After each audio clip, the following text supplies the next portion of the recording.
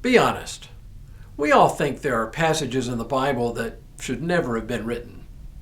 Today's reading from the Daily Lectionary from the Gospel of Mark contains one of the most obvious of these passages, at least a portion of it. For Jesus speaks so rudely and so dismissively of a woman who came seeking his help that we can almost not imagine that our sweet, loving Jesus would say such a thing. But here it is, and we have to deal with it. Hello, I'm Stuart Baskin, pastor of First Presbyterian Church of Tyler, Texas, and this is your daily devotional for Monday, January 30th, 2023. Today's reading is a story of an exorcism to a Gentile, an outsider to the Jewish faith of Jesus. The story begins with Jesus once more trying to get away from it all for a period of rest. We've already seen that his attempt to cross the Sea of Galilee, which is really just a lake, to find a secluded place there, didn't work out. There was literally nowhere on the lake he could go by boat that people couldn't see where he went. So no matter where he made landfall on the Sea of Galilee, people showed up in large numbers to be healed.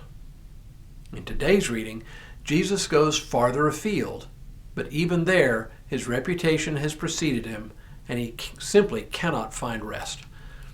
Let's pick up the story from the beginning. From there he set out and went away to the region of Tyre. He entered a house and did not want anyone to know he was there. Yet he could not escape notice. But a woman whose little daughter had an unclean spirit immediately heard about him, and she came and bowed down at his feet. Now, the woman was a Gentile of Syrophoenician origin. She begged him to cast the demon out of her daughter. He said to her, "Let the children be fed first, for it is not fair to take the children's food and throw it to the dogs." But she answered him, "Sir, even the dogs under the table eat the children's crumbs." Then he said to her, "For saying that, you may go. The demon has left your daughter." So she went home, found the child lying on the bed, and the demon gone. Wow! Did Jesus really compare her to a dog? Well, yes. And it actually serves an important purpose. It serves as a reminder that Jesus understood his first and primary ministry to be to the lost among the Jews.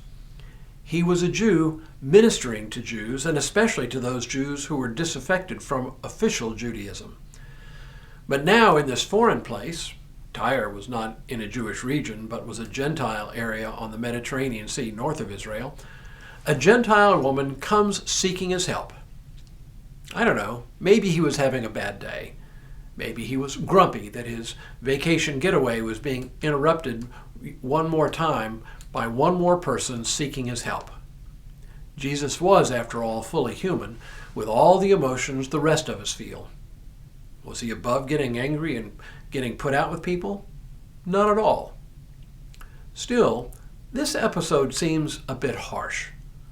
But like I say, it serves an important purpose. It serves to remind us that even though Jesus came initially to rescue the lost among the Jews, he also ministered to Gentiles, to outsiders. The old boundaries between Jew and Gentile were being erased. Now, this wasn't the first time he had healed a Gentile, and it wouldn't be the last, but his seemingly harsh words served to underline just what a big deal it was that he crossed this boundary between Jew and Gentile, between insider and outsider, between clean and unclean. Oftentimes, preachers focus on the actions of the woman. They lift her up as an example of a faith that is persistent. But really the focus of the story is on Jesus. Even the miracle of the casting out of the demons itself takes second place to the fact that he simply heals her at all. And there's a lesson here for us, for we tend to be pretty driven by clan loyalty. We identify with our particular tribes, whatever they may be, and often discount others whom we see as outsiders.